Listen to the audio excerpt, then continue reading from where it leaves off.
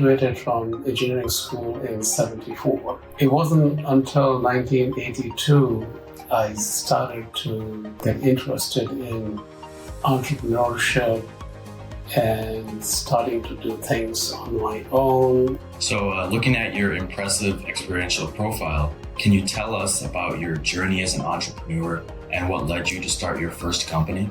Yeah. So the first company that I contributed to setting up was known as Ovonic Battery Company. It was part of a larger corporation. There was a small project in the company that I presented to an energy company here in Detroit, and they liked the idea and they wanted to fund that program. And we called that company Ovonic Battery Company. I started that group with about 8 scientists in a warehouse, and by 2003, it was an 800 people company with more than $150 million in revenue. So what do you think are the biggest challenges for entrepreneurs today compared to when you started your career? The biggest challenge today is the impatience of investors.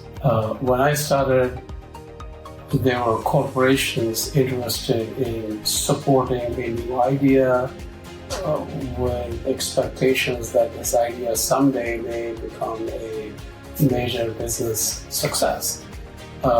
In today's time, people are so focused on how do we monetize it? What is in it for me? Well, you can go to Silicon Valley, you can go to Sand Hill Road, you can go to Boston, talk to all these major, participants in the capital fund space. There's a tendency to focus on dollars, which constrains your thought process and your imagination. That's a big impediment to entrepreneurship and really feeding the idea and allowing the founders to turn that idea into something useful now. It's difficult, it's tougher now than it was before. There are not too many new ideas, okay? Most of the ideas that come around these days is AI, electronics, software.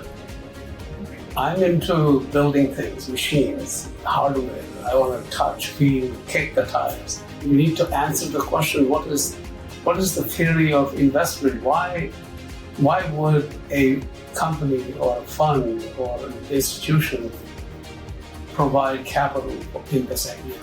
You need to answer that question. So, audience changes. Today's audience, they want to know what would it mean to me in 5 years from now? What would it mean to market in 5 years from now? And some people want the answer in 3 years.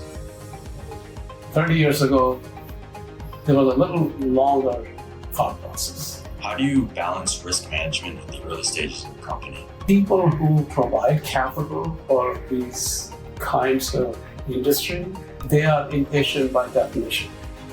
Because people who are making decisions about investment, they have to convince somebody within their organization or somebody about their organization. So you can't be oblivious to their needs and just say, I need 5 years, I need so much money, I need so many people. Remember, your funding partner has a need to understand, and he has a need to convince other people within or outside his organization, why is this person interested in funding this? So you have to have a realistic plan while being very optimistic.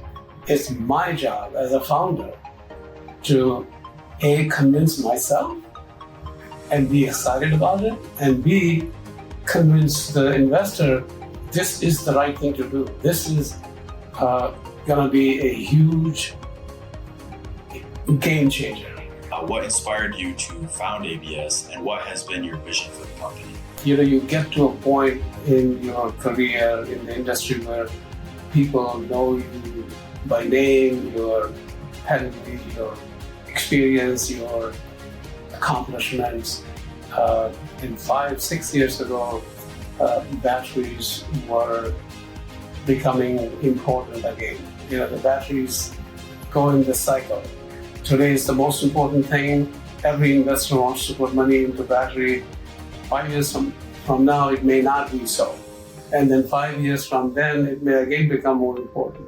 And it goes in cycles. 2018, I got a call from somebody who I knew wanted to make investment in the battery business. And the reason they wanted to make investment in the battery business is because everybody was talking about batteries, electric cars, electrification, clean technology. Those are all buzzwords. And it's very easy to get carried away by these buzzwords and start dreaming of raising hundreds of millions of dollars to start a company. So my approach, because it was my third company, was you don't promise too much. You show your vision, you show your capability, you show your team, you show how you are different from others. I don't want to get involved in making materials. I don't want to get involved in making cells. I don't want to get involved in dealing with chemistry.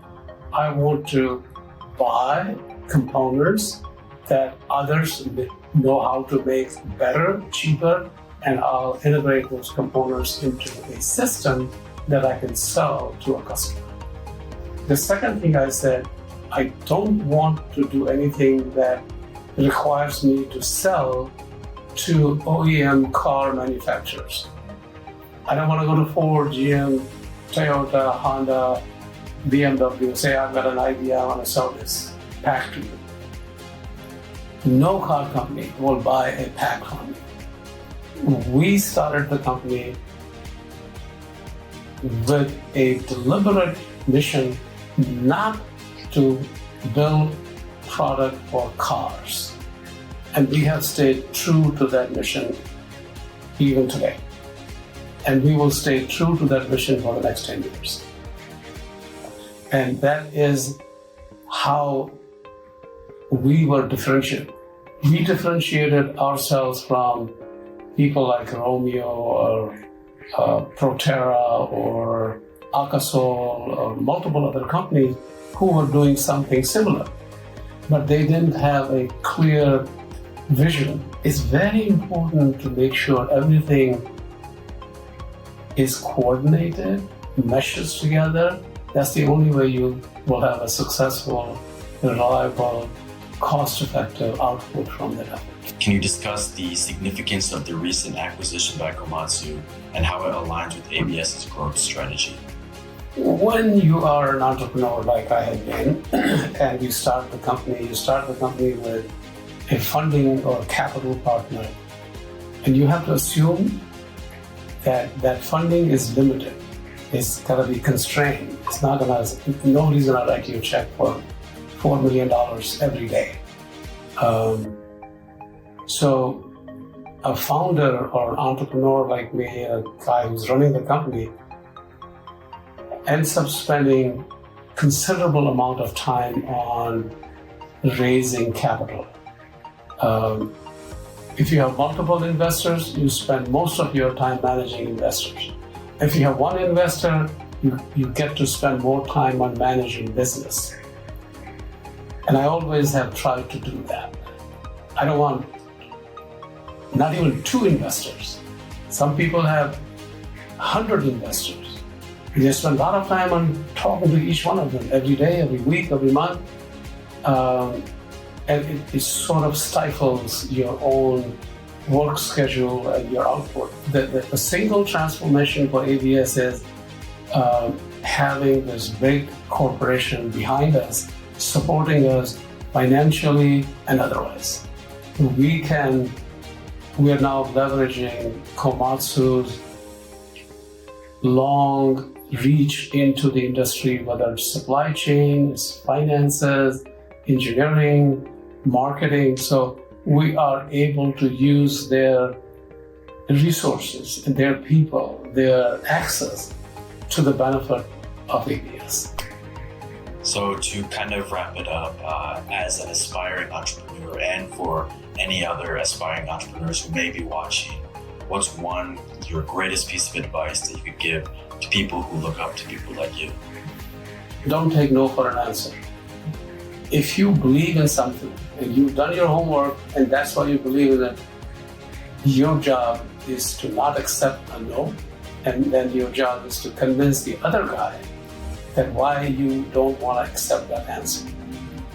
Unless the other person has a better answer, you march forward with your conviction, with your belief, and you never take no for an answer. Thank you. That's amazing advice.